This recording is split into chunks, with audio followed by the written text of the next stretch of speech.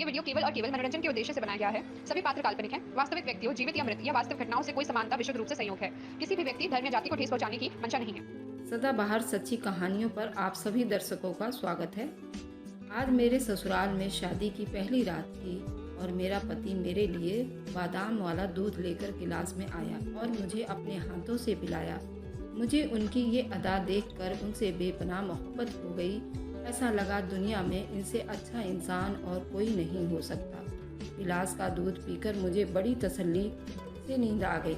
लेकिन सुबह सुबह जब मेरी आँख खुली तो मैंने देखा कि मेरे पैरों पर दुपट्टा बंधा हुआ है। मुझे डर लगने लगा और परेशानी हुई कि ये सब क्या है। मेरी अजीब हरकत मेरे साथ पहले कभी नहीं हुई। अभी उन्हीं सोच में बैठी थी कि रोहन कमरे में आया और मेरे पैरों से बंधे दुपट्टे को बड़े परेशानी से देखने लगा और बोला कि ये क्यों बांधा है, पाँव में दर्द है क्या। मैं खुद हैरान होकर उसकी तरफ देखने लगी और बोली कि नहीं, पता नहीं ये कैसे बंध गया। उसने कहा शायद तुमने नींद में बांधा हो। उसकी बात पर मैं चुप हो गई क्योंकि अक्सर इंसान नींद में ऐसी उल्टी सीधी हरकतें कर लेता है। वह मेरे पाँव से दुपट्टा खोलता हुआ वहाँ से चला गया। तभी मैंने देखा कि उसका बेटा चिंटू दरवाजे से बाहर खड़ा मुझे देख रहा है। लेकिन जैसे ही मेरी नज़र उस पर पड़ी वह वहाँ से भाग गया। उसकी नज़रें मुझे बहुत अजीब से घूर रहे थे। उसके जाते ही मुझे अपने बीते हुए वक्त याद आ गया जब उस आदमी ने मुझे मेरी सारी कमियों के साथ अपनाया था। मेरा नाम बरखा है। मेरा दुख उस वक्त शुरू हुआ जब मुझे मेरी ज़िंदगी का सबसे बड़ी खुशी मिलने वाली थी। लेकिन वह खुशी कैसे मिल रही थी वह एक अलग कहानी है। आज माँ बनने वाली थी। मैंने अपनी मम्मी के आगे हाथ जोड़ दिए और कहा कि भगवान के लिए मुझे मेरे बच्चे की एक झलक ज़रूर देखना है। मेरी माँ ने एक मुस्कुराहट के साथ मेरे सर पर हाथ रखकर प्रार्थना की। थोड़ी ही देर में भगवान ने मेरी औलाद मेरी झोली में डाल दिया। मुझे इतनी तकलीफ हो चुकी थी कि मैं बेहोश हो गई थी। लेकिन आखिरी आवाज़ मेरे कान में पड़ी तो वह एक बच्चे की रोने की थी। हाँ, मेरे अपने बच्चे की रोने की आवाज़ थी। लेकिन उस वक्त मुझ में इतनी हिम्मत नहीं थी कि मैं अपने बच्चे को देखती। न जाने कितने घंटे सोने के बाद जब मेरी आँख खुली तो मैंने अपनी माँ को सिरहाने बैठे पाया। मेरी आंखें पूरे कमरे में उस नन्हे बच्चे को तलाश करने में लगी थी जिसको मैंने अपने कोख से जन्म दिया था। लेकिन जब मुझे उसकी झलक दिखाई नहीं दी तो मैंने अपनी मम्मी से पूछा कि मेरा बच्चा कहाँ है। पहली बार पूछने पर तो वह चुप रह गई, मगर जब मैंने दूसरी बार थोड़ी ऊंची आवाज़ में पूछा तो वह बहुत गुमसुम चेहरे के साथ बोली कि तेरा बच्चा मरा हुआ पैदा हुआ था। उनकी बात सुनते ही मेरे पूरे जिस्म पर जैसे कोई क़यामत बरस पड़ी। मैं एकदम चिल्ला पड़ी और बोली कि आप झूठ बोल रही हैं, ऐसा नहीं हो सकता। मैं जानती हूँ कि आप लोगों ने मेरे बच्चे के साथ कुछ गलत किया है। लेकिन माँ ने मुझे किसी बात का जवाब नहीं दिया। मैं रोती रही, चिल्लाती रही, लेकिन उस चीख पुकार में अचानक न जाने किसने मेरे बाजू में एक सुई चुभा दी। शायद वह कोई नशे के इंजेक्शन था। उस इंजेक्शन के लगते ही मुझे बेहोशी होने लगी और अगले थोड़े ही पलों में एक मर्तबा फिर से बेहोश हो गई। फिर जब मेरी आँख खुली तो उस वक्त काफ़ी रात हो चुकी थी। मेरे जिस्म में अब हिम्मत बिल्कुल जवाब दे चुकी थी। लेकिन मैं जानती थी कि अगर मैंने आज हिम्मत हारी तो मैं कभी भी कुछ नहीं कर सकती। मगर मैं धीरे धीरे कदमों से चलती दरवाजे की तरफ बढ़ी और मेरे अंदर की ममता अपने बच्चे से मिलने के लिए तड़प रही थी। अभी मैं कॉरिडोर में ही पहुंची थी कि अचानक मुझे मम्मी पापा की आवाज़ सुनाई दी। वे आपस में कोई बात कर रहे थे। मैं खिड़की से उनकी बातें सुनने लगी। मम्मी पापा के सामने बैठी रो रही थी और कह रही थी कि मैं उस पाप के लिए अपने आप को कभी माफ़ नहीं कर सकती। क्या हो जाता अगर हम उस बच्चे को रख लेते। वैसे भी मुझे बेटे की बहुत चाह थी। मेरी ये चाहत बरखा के बेटे से पूरी हो जाती। ये बात सुनते ही मेरे तो पैरों तले से ज़मीन निकल गई। मैं नहीं जानती थी कि मैंने बेटे को जन्म दिया है। पापा ने मेरी माँ को घूरा और बोला, तुम्हारा दिमाग तो खराब नहीं हो गया है। ये बिन ब्याही माँ का बच्चा था। हम दुनिया वालों को क्या जवाब देते। पापा की इस बात ने मुझे अंदर से तोड़ कर रख दिया था। मेरे कदम डगमगाने लगे थे। मुझे उस वक्त अपने माँ बाप दुनिया के सबसे बड़े जालिम नज़र आ रहे थे। मैं तो जैसे अपने होश हवास खो बैठी थी। मैं धीरे धीरे कदमों से वहाँ से चलती हुई बाहर निकल आई और न जाने किस तरफ रोड पर चलने लगी। मेरी आंखों के आगे सिर्फ माँ बाप का धोखेबाजी वाली चेहरा नज़र आ रहा था।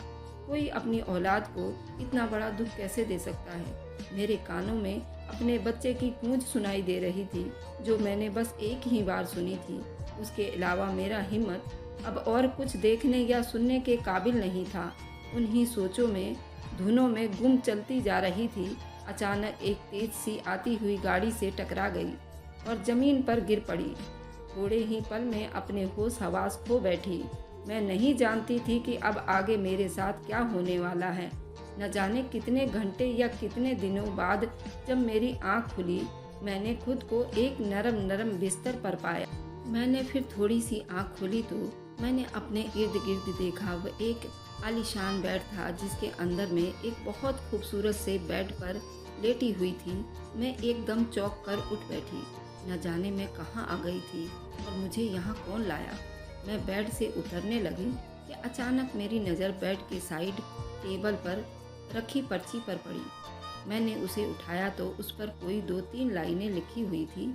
वह लाइनें सिर्फ मेरे लिए ही लिखी गई थी। उस पर लिखा हुआ था कि मैं नहीं जानता आप कौन हैं, लेकिन उस रोज़ मेरी ही गाड़ी से आपकी टक्कर हुई थी। मैंने गाड़ी रोकी और उतरकर आपके पास आया तो आपके सर पर चोट आ चुकी थी, मगर मैं दुनिया वालों को अपनी गलती का एहसास करने के लिए यहाँ लाया। मुझे बहुत ज़रूरी काम से शहर से बाहर जाना पड़ रहा है। अगर आपको किसी भी चीज़ की ज़रूरत हो तो फ्रिज में वही सारी चीज़ें हैं। अगर आप चाहें तो मेरे आने तक यहाँ रुक सकती हैं, और अगर आप ना चाहें तो उस घर की सारी चाबियाँ नीचे दराज में पड़ी हैं। ये सब पढ़कर मेरे दिल में अजीब सी तसल्ली की लहर दौड़ने लगी। ये कैसा आदमी था जिसने मुझे जरा भी नुकसान नहीं पहुंचाया। खैर, मैंने उस ख्याल को सर झटक दिया और पर्ची वापस रख दिया। दोबारा बिस्तर पर लेट गई, जहां मेरे दिल में अजीब से सवाल उठ रहे थे, और ये भी ख्याल आया था कि मैं अपने मसीहा से मिले बगैर नहीं जा सकती थी। करीब करीब 1 हफ्ता बीत गया था। मैं कई बार तो डर जाया करती थी, लेकिन मैं ये भी जानती थी कि इस हवसपरस्त दुनिया में सिर्फ यही एक सुकून का ठिकाना है जहाँ मैं बिल्कुल सुरक्षित हूँ। एक रोज़ जब मैं सुबह सोकर उठी तो मुझे महसूस हुआ कि बाहर से कोई आवाज़ आ रही है। मैंने दरवाजे की तरफ बढ़ी, क्योंकि मुझे लग रहा था शायद वही आदमी आया होगा जिसकी वजह से मैं यहाँ तक पहुँची हूँ। जैसे ही मैंने दरवाज़ा खोला तो सामने एक नौजवान खड़ा था। वह थोड़ी ज़्यादा उम्र का था शायद, लेकिन उसने अपने आप को ऐसा रखा हुआ था जैसे कोई नौजवान है। उसने जल्दी से मेरी तरफ पलट कर देखा और बोला, आपकी तबीयत कैसी है? आपकी? मैं थोड़ी आराम के साथ बोली कि मैं ठीक हूँ। तब वह मेरे पास आया, बोला कि मुझे लगा आप शायद यहाँ से चली जाएंगी। ना जाने क्यों उसकी ये बात सुनते ही मेरे होठों से बेधड़क ये बात निकल गई कि मेरे पास कोई छत नहीं है जहाँ मैं जा सकती हूँ। लेकिन ये कहकर मुझे बहुत शर्म सी महसूस होने लगी। वह मुस्कुराया और बोला, मेरा नाम रोहन है और आपको फ़िक्र करने की कोई ज़रूरत नहीं है। आप इस घर में रह सकती हैं। मैं तो वैसे भी ज़्यादा वक्त बाहर ही रहता हूँ। उसकी ये बात सुनकर मुझे बहुत तसल्ली हो गई, क्योंकि मुझे वह कोई धोखेबाज आदमी नहीं लग रहा था। मुझे तसल्ली हो गई और वहाँ रहने लगी। रोहन अगले रोज़ वहाँ से चला गया, लेकिन घर पर एक नौकरानी छोड़ गया जो मेरा बहुत ख्याल रखा करती थी। अब वह हफ्ते में 1 बार आता और 1 दिन रहकर चला जाता। करीब करीब 2 महीने बीत चुके थे जब अचानक एक रोज़ मेरे कमरे में आया। उसे यूं अपने कमरे में देखकर मैं चौंक सी गई थी। उसने कहा कि आप घबराओ नहीं, मैं बस एक ज़रूरी बात करने आया हूँ। तब मैंने उसके चेहरे की तरफ बड़ी परेशान होकर देखा। उसको मेरे से क्या ज़रूरी बात करनी है? तब वह मुझसे बोला कि मैं जब तुम्हें उस रात देखा था, मैं तब से तुम्हें पसंद करता हूँ और तुमसे शादी करना चाहता हूँ। लेकिन उससे पहले मैं तुम्हें अपनी ज़िंदगी के बारे में कुछ बताना चाहता हूँ। मैं पहले से शादीशुदा हूँ, मेरा एक बेटा भी है। मेरी पत्नी मुझे छोड़कर काफ़ी पहले भाग गई थी। उसकी सच्चाई काफ़ी परेशान कर देने वाली थी, लेकिन मेरी हकीकत तो शायद और भी बुरी थी। उसने मुझसे पूछा, अब अगर मैं तुमसे शादी करना चाहता हूँ तो उससे पहले तुम अपने बारे में भी मुझे सब कुछ बताओ। मैंने अपनी भीगी हुई आंखों से उसकी तरफ देखा और बोली कि मेरा नाम बरखा है और मैं एक मिडिल क्लास की फैमिली से हूँ, लेकिन मेरी बदकिस्मती ये थी कि मैं एक लड़के से मोहब्बत कर बैठी थी और उस मोहब्बत में मुलाकातों का सिलसिला ऐसा बढ़ा कि मैं प्रेग्नेंट हो गई। लेकिन उस लड़के ने मुझसे शादी करने से मना कर दिया और मुझे बीच मझधार में लाकर छोड़ दिया। जब मेरे माँ बाप को इस बात का पता चला तो उन्होंने मुझे बहुत कोसा, मारा, पीटा, फिर बड़ी चुप्पी से मेरे उस बच्चे को लापता कर दिया। अब मैं ना तो पीछे जा सकती हूँ और ना ही मेरे पास कोई और ठिकाना है, लेकिन मुझे सिर्फ एक बात का दुख है कि मैंने एक बेटे को जन्म दिया है और मैं अपने बेटे का मुंह तक नहीं देख सकी। मुझे ये बात कहते ही उसके आंखों में चमक उभर आई। वह बोला कि क्या तुमने एक बेटे को जन्म दिया है? मैंने कहा, हाँ, मैंने एक बेटे को जन्म दिया है, लेकिन मैं इतनी बदनसीब हूँ कि अपने बेटे की शक्ल तक नहीं देखी। उसने कहा कि तुम फिक्र मत करो, फिर से हम शादी करेंगे और एक नई जिंदगी की शुरुआत करेंगे। भगवान तुम्हें फिर से बेटा देगा। उसकी बातें सुनकर मुझे बहुत तसल्ली हुई। मुझे उस बात की बहुत खुशी थी कि उसने मुझे मेरी हकीकत के साथ कबूल किया था। अगले ही दिन उसने मुझसे मंदिर में शादी कर ली थी। अब मैं और वह दोनों पति पत्नी हो गए थे। मुझे उस पवित्र रिश्ते से कोई समस्या नहीं थी। मैं उसकी पत्नी बन चुकी थी और बेहद खुश थी।